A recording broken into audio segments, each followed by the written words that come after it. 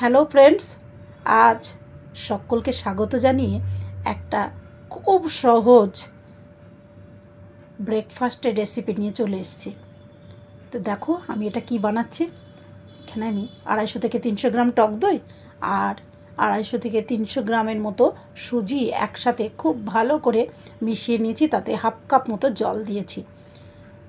এইবার এটাকে আমি 15 থেকে 20 মিনিট ভালো করে ঢেকে রেখে দিয়েছি। এদিকে একটা পাত্রের মধ্যে আমি কিন্তু 2 কাপ মতো গরম জল বসিয়েছি আর উপর থেকে একটা ঢাকনা দিয়ে দিয়েছি। এদিকে সুজির ব্যাটারটা 15 থেকে 20 মিনিট পরে আমি দিয়েছি কাঁচা লঙ্কা কুচো 2টো, সেই সঙ্গে দিয়েছি আমি কারি পাতা কুচো 1 টিস্পুন মতো, সেই সঙ্গে 1 টিস্পুন দিয়েছি সুগার আর 1 টিস্পুন দিয়েছি অলিভ অয়েল, সেই সঙ্গে 1 টিস্পুন লেবুর রস। সবগুলোকে ভালো করে দিয়েছি, তার সঙ্গে দিয়েছি হাফ টিস্পুন মতো লবণ। এইবার সবগুলো উপকরণকে আমি সুজি আর দইয়ের সঙ্গে খুব ভালো করে মিশিয়ে নেব। এরপর সামান্য একটু জল, 1 চামচ মতো জলও আমি এখানে কিন্তু ব্যবহার করেছি। ভালো করে আবার এটাকে মিশিয়ে নেব। এইবার এর ভিতরে আমি দেব 1 প্যাকেট মতো ইনো, যেটা আমাদের বাড়িতে প্রায় সকলেরই থাকে, আর না থাকলে ওষুধের দোকানে যে কোনো সময় এটা কিন্তু পাওয়া যায়। ইনোটাকে অ্যাক্টিভেট করার জন্য আমি এখানে 1 টিস্পুন মতো জল কিন্তু আবার ব্যবহার করেছি। তারপর খুব ভালো করে আমি সবগুলোকে মিশিয়ে নিয়েছি। এইবার একটা পাত্রে দেখো আমি একটু অয়েল মাখিয়ে নিয়েছি। এবার পুরো ব্যাটারটা আমি এর মধ্যে দিয়ে একটু ট্যাপ করে নেব, যাতে ভিতরে কোনো হাওয়া না থাকতে পারে। দেখো এত সহজ এই রেসিপিটা, আর কত কম সময়ে এটা হয় বলো তো। এইবার উপর থেকে আমি একটু কাশ্মীরি লঙ্কার গুঁড়ো দিয়ে এটাকে এবার আমি একটু স্টিমে বসিয়ে দেব। এটা পুরোপুরি কমপ্লিট হতে 5 থেকে 7 মিনিট লাগবে। খুব অনায়াসে অল্প সময়ের মধ্যে এত সুন্দর এই রেসিপিটা।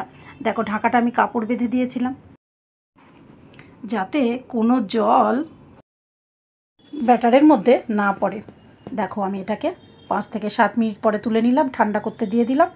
এইবার আমি একটি তড়কা প্যান নিয়ে নিয়েছি, সেখানে 2 টিস্পুন মতো অয়েল ব্যবহার করেছি, তার সঙ্গে 1 টিস্পুন সর্ষে, সেই সঙ্গে আমি দিয়েছি এখানে 2টো কাঁচা লঙ্কা আর তারপর কারি পাতা বেশ কিছুটা। কারি পাতাটা আমি একটু বেশি দিয়েছি, কারণ এটা যেহেতু একটা সাউথ ইন্ডিয়ান ডিশ, এখানে কারি পাতার গন্ধটা কিন্তু খুব ভালো লাগে, টেস্টও ভালো হয়। কারি পাতা একটু বেশি দিলাম, আর সেই সঙ্গে আমি দিলাম অল্প একটু লবণ, আর তার সঙ্গে সামান্য একটু চিনি, 1/4 টিস্পুন মতো হবে। এরপর এটাকে খুব ভালো করে নাড়াচাড়া করে এর ভিতরে আমি দিয়ে দেবো 1/4 টিস্পুন মতো কাশ্মীরি লঙ্কা গুঁড়ো, জাস্ট কালারের জন্য। খুব ভালো করে এটা হয়ে গেছে। আমি এবার যেটা বানিয়েছি সেটার নামটা বলেই ফেলি, এবার তোমরাও সবাই জানো, তবুও বলছি, এটা আমি চটজলদি সুজির একটা ধোকলা বানিয়েছি। ইচ্ছা করলে এর ভিতরে আরও অনেক কিছুই অ্যাড করা যেত, আমি কিন্তু সময় পাইনি।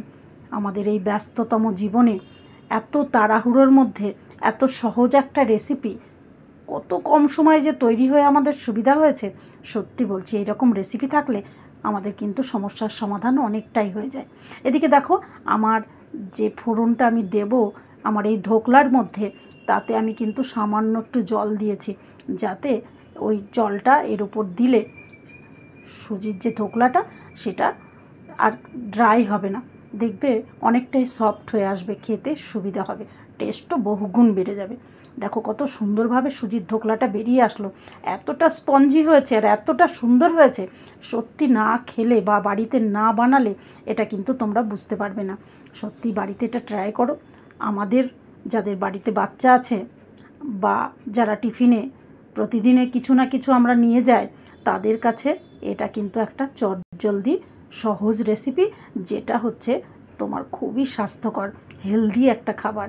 তাই প্রত্যেকেই এটাকে বানাও, বানিয়ে তোমরা কিন্তু অবশ্যই জানাবে আমাকে কেমন হয়েছে আমার সুজির ধোকলা। এটা সত্যি বলছি খেতে অপূর্ব হয়, আর এতটা স্পঞ্জি, আমার তো একটা প্লেটে হয়নি, তাই আমি একে অন্য 2টো বাটিতে করে ইডলির টাইপের করে নিয়েছি, সেটাও কিন্তু একই রকম স্পঞ্জি হয়েছে।